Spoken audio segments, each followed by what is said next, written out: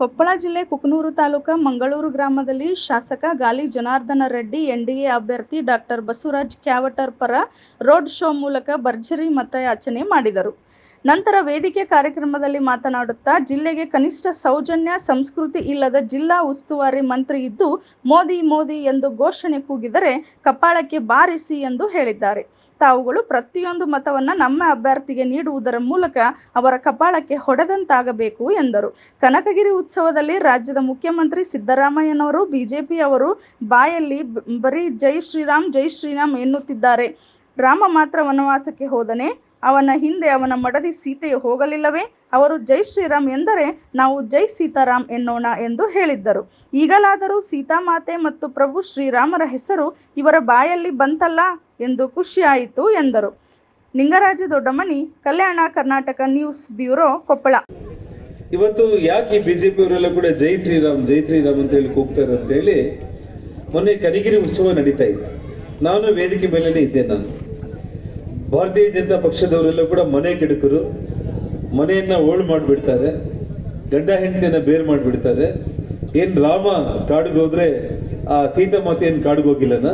ಅವರು ಜೈ ಶ್ರೀರಾಮ್ ಅಂತ ಕೂಗಿದ್ರೆ ನಾವು ಜೈ ಸೀತಾರಾಮ್ ಅಂತ ಕೂಗ್ತೀವಿ ಅಂತ ಹೇಳಿ ಹೇಳಿದ್ರು ಅವರು. ಅಟ್ಲೀಸ್ಟ್ ನಿಮ್ ಬಾಯಲ್ಲಿ ಆ ರಾಮನ ಹೆಸರು ಸೀತಾರಾಮ್ ಅಂತ ಹೇಳಿ ಬಂತಲ್ಲ ಅಂತ ನನಗೆ ಖುಷಿ ಆಯ್ತು.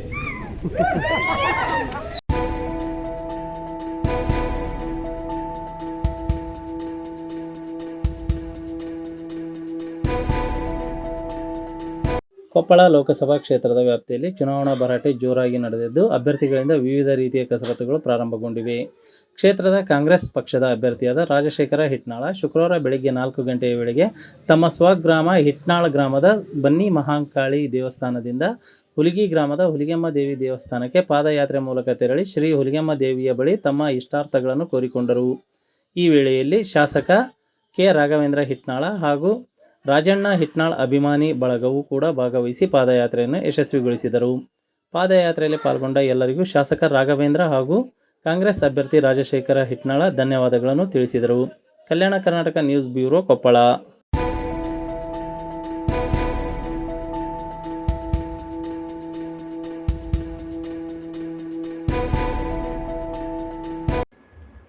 ಲೋಕಸಭಾ ಸಾರ್ವತ್ರಿಕ ಚುನಾವಣೆಯ ನಿಮಿತ್ತ ಮತದಾರರಲ್ಲಿ ಜಾಗೃತಿ ಮೂಡಿಸಲು ಕೊಪ್ಪಳ ತಾಲೂಕಿನ ಗಿಣಿಗೇರ ಗ್ರಾಮ ಪಂಚಾಯಿತಿಯಿಂದ ಗಿಣಿಗೇರ ಗ್ರಾಮದ ಹತ್ತಿರ ಇರುವ ಅಲ್ಟ್ರಾಟೆಕ್ ಸಿಮೆಂಟ್ ಕಾರ್ಖಾನೆ ನೌಕರರು, ಕಾರ್ಮಿಕರಿಂದ ಮತದಾನ ಜಾಗೃತಿ ಜಾಥಾ ಜರುಗಿತು.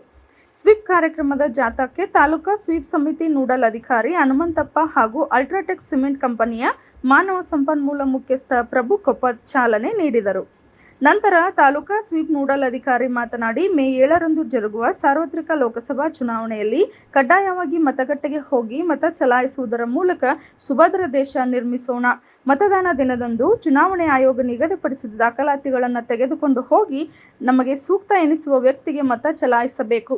ಕಾರ್ಖಾನೆಯ ಎಲ್ಲ ನೌಕರರು, ಕಾರ್ಮಿಕರು ಕಡ್ಡಾಯವಾಗಿ ಚಾಚು ತಪ್ಪದೆ ಮತದಾನವನ್ನು ಮಾಡಿ ಇತರರಿಗೆ ಮಾದರಿಯಾಗಬೇಕು ಎಂದು ಕರೆ ನೀಡಿದರು. ಮತದಾನ ಪವಿತ್ರವಾದ ಕಾರ್ಯ. ಮತದಾನ ಮೂಲಕ ದೇಶಕ್ಕೆ ದೊಡ್ಡ ಕೊಡುಗೆ ನೀಡಿದಂತಾಗುತ್ತದೆ. ಸ್ವೀಪ್ ಕಾರ್ಯಕ್ರಮದಲ್ಲಿ ಸೇರಿರುವ ಎಲ್ಲರೂ ನಿಮ್ಮ ಕುಟುಂಬದ 18 ವರ್ಷ ಮೇಲ್ಪಟ್ಟ ಸದಸ್ಯರು ಮತ ಚಲಾಯಿಸುವ ಮೂಲಕ ದೇಶಕ್ಕೆ ಸುಭದ್ರ ಆಡಳಿತ ಒದಗಿಸಲು ಕೈ ಜೋಡಿಸೋಣ ಎಂದರು. ಸ್ವೀಪ್ ಕಾರ್ಯಕ್ರಮದ ಜಾಥಾವು ಗಿಣಿಗೇರ ಗ್ರಾಮದ ಹೋಂಡಾ ಬೈಕ್ ಶೋರೂಮ್ನಿಂದ ಆರಂಭವಾಗಿ ಭಾರತೀಯ ಸ್ಟೇಟ್ ಬ್ಯಾಂಕ್ ವರೆಗೆ ನಮ್ಮ ಧ್ವನಿ ನಮ್ಮ ಮತ, ನಮ್ಮ ಮತ ನಮ್ಮ ಹಕ್ಕು, ನಮ್ಮ ಓಟು ನಮ್ಮ ಪವರ್, ನಮ್ಮ ಮತ ನಮ್ಮ ಆಯ್ಕೆ ಇತ್ಯಾದಿ ಕುರಿತು ಬಟಿಂಗ್ಸ್ನಲ್ಲಿರುವ ಘೋಷಣೆಗಳೊಂದಿಗೆ ಮುಕ್ತಾಯಗೊಂಡಿತ್ತು. ಸದರಿ ಜಾಥಾದಲ್ಲಿ 120ಕ್ಕೂ ಹೆಚ್ಚು ನೌಕರರು ಮತ್ತು ಕಾರ್ಮಿಕರು ತಮ್ಮ ಸಮವಸ್ತ್ರದೊಂದಿಗೆ ಭಾಗವಹಿಸಿದ್ದರು. ನಂತರ ಕಡ್ಡಾಯ ಮತದಾನ ಮಾಡಲು ಎಲ್ಲ ನೌಕರರು ಮತ್ತು ಕಾರ್ಮಿಕರಿಗೆ ಮತದಾನ ಪ್ರತಿಜ್ಞಾ ವಿಧಿಯನ್ನು ಬೋಧಿಸಲಾಯಿತು. ಲೋಕೇಶ್ ಭಜಂತ್ರಿ, ಕಲ್ಯಾಣ ಕರ್ನಾಟಕ ನ್ಯೂಸ್ ಬ್ಯೂರೋ, ಕೊಪ್ಪಳ.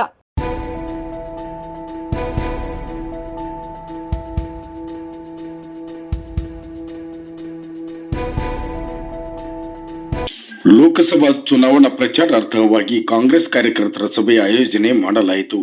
ಸಾಮಾಜಿಕ ನ್ಯಾಯದ ಪರವಿರುವ ಕಾಂಗ್ರೆಸ್ ಪಕ್ಷವನ್ನು ಬೆಂಬಲಿಸುವ ಮೂಲಕ ಕೋಮುವಾದಿ ಬಿಜೆಪಿಯನ್ನು ದೂರವಿಡಿ ಎಂದು ಕಾರ್ಯಕರ್ತರಿಗೆ ಮುಖ್ಯಮಂತ್ರಿ ಆರ್ಥಿಕ ಸಲಹೆಗಾರ ಯಲಬುರ್ಗಾ ಶಾಸಕ ಬಸವರಾಜ ರಾಯರೆಡ್ಡಿ ಕರೆ ನೀಡಿದರು.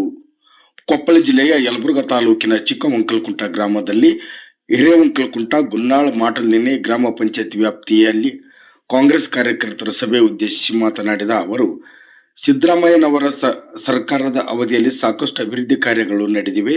ಬೇರೆ ಪಕ್ಷದಲ್ಲಿ ಇದು ಸಾಧ್ಯವಿಲ್ಲ. ಎಲ್ಲ ವರ್ಗದ ಜನರಿಗೂ ಅಧಿಕಾರ ನೀಡಿದ ಪಕ್ಷ ಕಾಂಗ್ರೆಸ್ ಪಕ್ಷ.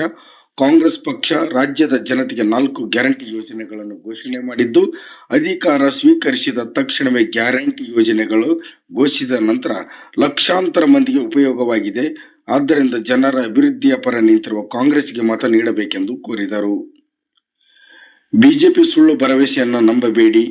ಬಿಜೆಪಿ ಕೇಂದ್ರ ಹಾಗೂ ರಾಜ್ಯ ನಾಯಕರು ಸುಳ್ಳು ಭರವಸೆಗಳನ್ನು ನೀಡಿ ಜನರನ್ನು ದಿಕ್ಕು ತಪ್ಪಿಸುವ ಕೆಲಸ ಮಾಡುತ್ತಿದ್ದಾರೆ. ವರ್ಷಕ್ಕೆ 2 ಕೋಟಿ ಉದ್ಯೋಗ ನೀಡುತ್ತಿವೆಂದು ಅಧಿಕಾರ ಹಿಡಿದವರು ಇಲ್ಲಿಯ ತನಕ ಒಂದು ಉದ್ಯೋಗವನ್ನು ಸೃಷ್ಟಿಸಿಲ್ಲ. ಆದ್ದರಿಂದ ಬಿಜೆಪಿಯ ಸುಳ್ಳು ಭರವಸೆಗಳಿಗೆ ನಂಬಿ ಮತ ಹಾಕದೆ ನುಡಿದಂತೆ ನಡೆದ ಪಕ್ಷ ಕಾಂಗ್ರೆಸ್ ಪಕ್ಷ. ನೀವೆಲ್ಲರೂ ಮತ್ತೊಮ್ಮೆ ಕಾಂಗ್ರೆಸ್ ಬೆಂಬಲಿಸಬೇಕೆಂದು ಮನವಿ ಮಾಡಿದರು. ಕಾರ್ಯಕ್ರಮದಲ್ಲಿ ಬ್ಲಾಕ್ ಕಾಂಗ್ರೆಸ್ ಅಧ್ಯಕ್ಷ ಬಸವರಾಜ ಉಳ್ಳಾಗಡ್ಡಿ, ಪ್ರಚಾರ ಸಮಿತಿ ಅಧ್ಯಕ್ಷ ಯಂಕಣ್ಣ ಯರಾಸಿ, ಮುಖಂಡರುಗಳಾದ Raghavendracharya Joshi, A G Bhavimani, Veeranagouda Balodgi, Kerabasappa Nedagundi, Sharanappa Vajrabandi, BM Shirur, Hanumantagouda police Patil, Mahesh Halli, Ashok Thotad, Sharanagouda police Patil, Holegouda police Patil ಸೇರಿದಂತೆ ಮತ್ತಿತರರು ಸಭೆಯಲ್ಲಿ ಉಪಸ್ಥಿತರಿದ್ದರು. ವರದಿ ಶ್ರೀಕಾಂತ್ ಗೌಡ ಮಾಲಿ ಪಾಟೀಲ್, ಕಲ್ಯಾಣ ಕರ್ನಾಟಕ ನ್ಯೂಸ್ ಬ್ಯೂರೋ, ಯಲಬುರ್ಗಾ. ಲೋಕಸಭಾ ಕ್ಷೇತ್ರ, ಒಂದು ಲೋಕಸಭಾ ಕ್ಷೇತ್ರದಲ್ಲಿ 8 ವಿಧಾನಸಭೆ ಬರ್ತಾವೆ. 8 ವಿಧಾನಸಭೆ. ಹಂಗೆ ಕರ್ನಾಟಕದಲ್ಲಿ 28, 28ರಲ್ಲಿ 14 ನಮ್ಮ ರಾಜ್ಯದ ದಕ್ಷಿಣ ಭಾಗ. ಏಪ್ರಿಲ್ 26ಕ್ಕೆ 14 ಲೋಕಸಭಾ ಕ್ಷೇತ್ರದ ಚುನಾವಣೆ ಇರ್ತದೆ. ಉತ್ತರ ಭಾಗದ 14 ಲೋಕಸಭಾ ಕ್ಷೇತ್ರ ಚುನಾವಣೆ ಮೇ 7ನೇ ತಾರೀಕು ನಡೀತಿದೆ. ನಮ್ಮ ಕೊಪ್ಪಳ ಲೋಕಸಭಾ ಕ್ಷೇತ್ರಕ್ಕೂ ಮೇ 7ನೇ ತಾರೀಕು ಚುನಾವಣೆ ನಡೀತಿದೆ. ಈ ಚುನಾವಣೆ ಅತ್ಯಂತ ಮಹತ್ವದ ಚುನಾವಣೆ. ದೇಶದ ಮುಂದಿನ ಭವಿಷ್ಯವನ್ನು ಪಡೆಯುವಂತ ಚುನಾವಣೆ. ಎದಕ್ಕೆ ನೀವು ಈ ಕಾರ್ಯಕರ್ತರು ಇದ್ದೀರಿ?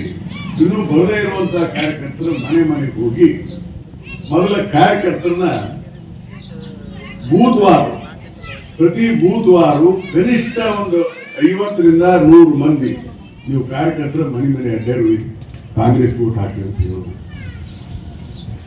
ಯಾಕೆ ಹೇಳ್ಬೇಕಂದ್ರೆ ಯಾರು ಗೆಲ್ಲೋದಕ್ಕಲ್ಲ, ಇದು ದೇಶದ ಭವಿಷ್ಯದ ಪ್ರಶ್ನೆ ಇದೆ. ಬಹಳ ಗಂಭೀರವಾಗಿ ಯೋಚನೆ ಮಾಡ್ತೇನೆ. ನಾನು ಅದ್ರ ಬಗ್ಗೆ ಹೆಚ್ಚಿನ ವಿವರಗಳನ್ನ ಸಾರ್ವಜನಿಕ ಸಭೆಯಲ್ಲಿ ಇನ್ನೂ ಮಾತಾಡ್ತೇನೆ. ಅದು ಸಂಕ್ಷಿಪ್ತವಾಗಿ ಇವತ್ತು ಹೇಳ್ತೀನಿ, ಯಾಕೆ ಹೋಗ್ಬೇಕು, ಯಾಕೆ ಕೆಲಸ ಮಾಡಬೇಕು. ಇವತ್ತು ಈ ಪ್ರಜಾಪ್ರಭುತ್ವ ಬಂದಿರೋದು ಎದಕ್ಕಪ್ಪ? ನಮ್ಮ ಸಾರ್ವಜನಿಕ ಬದುಕನ್ನ ಜನರಿಗೆ ಒಂದು ಒಳ್ಳೆಯದಾಗಲಿ, ಜನಕ್ಕೊಂದು ಎಲ್ಲಾ ರೀತಿಯ ಸೌಲಭ್ಯಗಳು ಸಿಗಲಿ, ನಮ್ಮ ಜೀವನ ಸುಖಮಯವಾಗಿರಲಿ ಅಂತಾನೆ ಇವತ್ತು ಪ್ರಜಾಪ್ರಭುತ್ವ ವ್ಯವಸ್ಥೆ ಬರ್ತಿದೆ.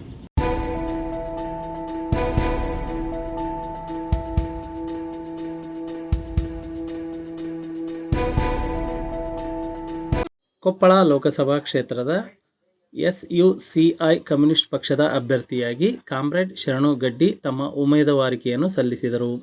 ಕೊಪ್ಪಳ ನಗರದ ಲೇಬರ್ ಸರ್ಕಲ್ನಿಂದ ಗಂಜ್ ಸರ್ಕಲ್ವರೆಗೂ 100 ಬೆಂಬಲಿಗರೊಂದಿಗೆ ಮೆರವಣಿಗೆ ಮೂಲಕ ತೆರಳಿ ಕಾಮ್ರೇಡ್ ಶರಣಪ್ಪ ಗಡ್ಡಿ ಅವರು ನಾಮಪತ್ರ ಸಲ್ಲಿಸಿದರು. ನಾಮಪತ್ರ ಸಲ್ಲಿಕೆಯ ನಂತರ ಕಾಮ್ರೇಡ್ ಶರಣಪ್ಪ ಗಡ್ಡಿ ಮಾತನಾಡಿ, ಕೊಪ್ಪಳ ಲೋಕಸಭಾ ಕ್ಷೇತ್ರ ವ್ಯಾಪ್ತಿಯಲ್ಲಿ ಅನೇಕ ಸಮಸ್ಯೆಗಳು ಜನರನ್ನು ಕಿತ್ತು ತಿನ್ನುತ್ತಿವೆ. ಇಲ್ಲಿ ತುಂಗಭದ್ರಾ ಜಲಾಶಯವಿದ್ದರೂ ಗ್ರಾಮೀಣ ಪ್ರದೇಶದ ಕೆರೆಗಳಿಗೆ ನೀರು ತುಂಬಿಸುವ ಕಾರ್ಯಗೊಂಡಿಲ್ಲ. ಪ್ರತಿ ವರ್ಷ ಕುಡಿಯುವ ನೀರು ಹಾಗೂ ಕೃಷಿಗೆ ನೀರಿನ ಅಭಾವ ಮಾತ್ರ ಕಟ್ಟಿಟ್ಟ ಬುತ್ತಿ. ಕೇಂದ್ರ ಸರ್ಕಾರ ಹಾಗೂ ರಾಜ್ಯ ಸರ್ಕಾರಗಳು ಬರ ನಿರ್ವಹಣೆಯಲ್ಲಿ ಮಾಡುವ ಸಂಪೂರ್ಣ ಕಾರ್ಯ ವಿಫಲವಾಗಿದೆ. ಜನರನ್ನು ನಿಜವಾದ ಸಮಸ್ಯೆಗಳಿಂದ ದಿಕ್ಕು ತಪ್ಪಿಸುವ ಜಾತಿ ಧರ್ಮದ ಹೆಸರಿನಲ್ಲಿ ಜನಸಾಮಾನ್ಯರನ್ನು ಧ್ರುವೀಕರಣ ಮಾಡಲಾಗುತ್ತಿದೆ. 2014ರಲ್ಲಿ ಬಿಜೆಪಿ ದನಿ ಎತ್ತಿದ ಬೆಲೆ ಏರಿಕೆ, ನಿರುದ್ಯೋಗ, ಭ್ರಷ್ಟಾಚಾರಗಳಂತಹ ಸಮಸ್ಯೆಗಳ ಕುರಿತು ಈಗ ಮೌನವಾಗಿದೆ. ಅಗತ್ಯ ವಸ್ತುಗಳ ಬೆಲೆ ಏರಿಕೆ, ದುಬಾರಿ ಶಿಕ್ಷಣ, ಆರೋಗ್ಯ ಸೌಲಭ್ಯಗಳು ಜೀವನ ವೆಚ್ಚವನ್ನು ಹೆಚ್ಚಿಸಿ ಜನರನ್ನು ಸಾಲಗಾರರನ್ನಾಗಿ ಮಾಡಿವೆ. 9.9 ಕೋಟಿ ಜನಸಂಖ್ಯೆ ಇದ್ದ ಮಧ್ಯಮ ವರ್ಗದ ಕುಟುಂಬಗಳು 6.6 ಕೋಟಿಗೆ ಕುಸಿದಿವೆ.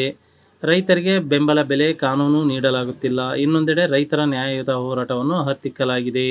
ಇತ್ತೀಚೆಗೆ ರೈತ ಹೋರಾಟದಲ್ಲಿ 780 ಜನ ಹುತಾತ್ಮರಾಗಿದ್ದಾರೆ. ಇನ್ನೊಂದೆಡೆ ನಮ್ಮ ಪಕ್ಷದ ವಿದ್ಯಾರ್ಥಿ, ಯುವಜನ, ರೈತ ಕಾರ್ಮಿಕ, ಕಟ್ಟಡ ಕಾರ್ಮಿಕರು, ಆಶಾ ಕಾರ್ಯಕರ್ತೆಯರು, ದುಡಿಯುವ ಜನರ ಹೋರಾಟಗಾರರನ್ನು ಹತ್ತಿಕ್ಕಲಾಗುತ್ತಿದ್ದು, ಸಮಾಜದ ಧ್ವನಿಯಾಗಿ ನಾನು ಸ್ಪರ್ಧೆ ಮಾಡುತ್ತಿದ್ದೇನೆ ಎಂದು ಹೇಳಿದರು. Kalyana Karnataka news bureau, Koppal. Socialist unity centre of India ಕರ್ನಾಟಕದಲ್ಲಿ 19 ಕ್ಷೇತ್ರಗಳಲ್ಲಿ ಸ್ವತಂತ್ರವಾಗಿ ಹೋರಾಟದ ಕಣದಲ್ಲಿದೆ. ಎಲೆಕ್ಷನ್ ಬಂದಾಗ ಕೂಡ ನಾವು ಒಂದು ಹೋರಾಟದ ಭಾಗ ಅಂತ ತಗೊಂಡಿದ್ವಿ. ದೇಶದಲ್ಲಿ 150 ಕ್ಷೇತ್ರಗಳಲ್ಲಿ ನಾವು ಕಣದಲ್ಲಿದೆ ಸ್ನೇಹಿತರೆ. ಇವತ್ತು ಕೂಡ ಜನರ ಜ್ವಲಂತ ಸಮಸ್ಯೆಗಳ ವಿರುದ್ಧ ನಿರಂತರವಾಗಿ ಏನು ಹೋರಾಟ ಮಾಡ್ತಾ ಇದ್ವಿ. ಕೊಪ್ಪಳ ನಗರ ಸೇರಿ ಕೊಪ್ಪಳ ಲೋಕಸಭಾ ಕ್ಷೇತ್ರದಲ್ಲಿ ಹಲವಾರು ಹೋರಾಟಗಳ ಯಶಸ್ವಿ ಹೋರಾಟಗಳ ಕಟ್ಟಿದ್ವಿ. ಮತ್ತೆ ಮುಂದೆ ಕೂಡ ಈ ಹೋರಾಟನ ಕಟ್ತೀವಿ. ಎಲೆಕ್ಷನ್ ನಲ್ಲಿ ಗೆದ್ರೆ ಕೂಡ ಇವರ ಧ್ವನಿನ ಸಂಸತ್ತಲ್ಲಿ ಮೊಳಗಿಸ್ತೇವೆ. ಹಾಗಾಗಿ ಇವತ್ತು ಈ ಒಂದು ನಾಮಿನೇಷನ್ ಸಂದರ್ಭದಲ್ಲಿ ಬಂದಿರತಕ್ಕಂತ ಎಲ್ರಿಗೂ ಧನ್ಯವಾದಗಳು ಹೇಳಿ ನನ್ನ ಮಾತುಗಳನ್ನು ಮುಗಿಸ್ತಾ ಇದ್ದೀನಿ. ನಿಮ್ಮ ಮತನ ಎಸ್ ಕಮ್ಯುನಿಸ್ಟ್ ಪಕ್ಷಕ್ಕೆ, ದುಡಿಯುವಂತ ಜನಗಳ ಪಕ್ಷಕ್ಕೆ ಮತ ನೀಡಿ ಗೆಲ್ಲಿಸಬೇಕಂತ ಎಲ್ಲ ಕೊಪ್ಪಳ ಲೋಕಸಭಾ ಕ್ಷೇತ್ರದ ಜನತೆಯಲ್ಲಿ ಮನವಿ ಮಾಡಿಕೊಂಡು ನನ್ನ ಮಾತುಗಳು ಮುಗಿಸ್ತಾ ಇದ್ದೀನಿ.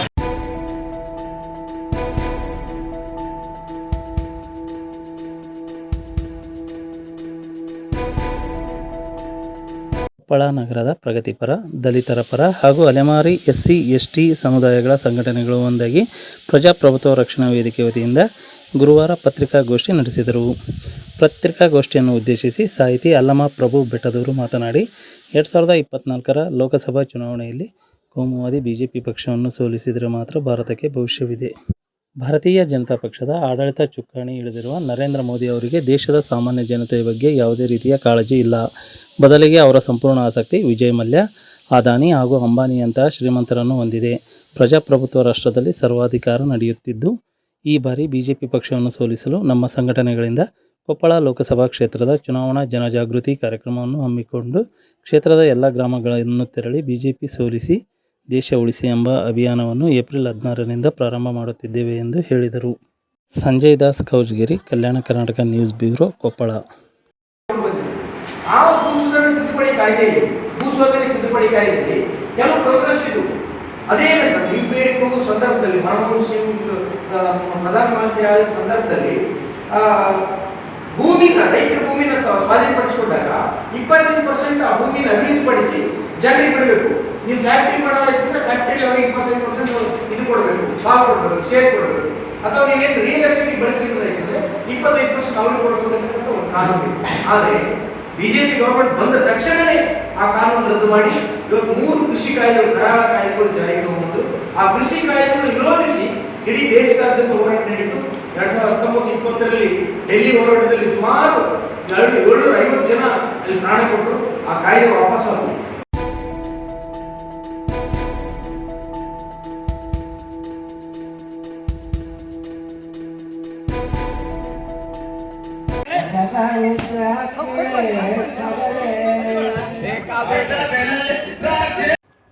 ಕುಕನೂರು ತಾಲೂಕಿನ ಬೆಣಕಲ್ ಗ್ರಾಮದಲ್ಲಿ 18/4/2024ರಂದು ಜರುಗುವ ಶ್ರೀ ಗುಡ್ಡದ ಬಸವೇಶ್ವರ ಜಾತ್ರಾ ಮಹೋತ್ಸವದ ಅಂಗವಾಗಿ ಪ್ರತಿದಿನ ಜರುಗುವ ಶ್ರೀ ಶರಣ ಬಸವೇಶ್ವರ ಪುರಾಣ ಪಠಣ ಕಾರ್ಯಕ್ರಮದಲ್ಲಿ ಬರುವ ಸನ್ನಿವೇಶಕ್ಕೆ ತಕ್ಕಂತೆ ಗ್ರಾಮದಲ್ಲಿ ಎತ್ತುಗಳನ್ನು ತಂದು ಹೊಲ ಗದ್ದೆಗಳಲ್ಲಿ ಬಿತ್ತನೆ ಮಾಡುವ ಸಂದರ್ಭದ ಸನ್ನಿವೇಶಗಳನ್ನು ಕೃತಕವಾಗಿ ನಿರ್ಮಿಸಿ ಪ್ರದರ್ಶನವನ್ನು ಮಾಡಲಾಯಿತು.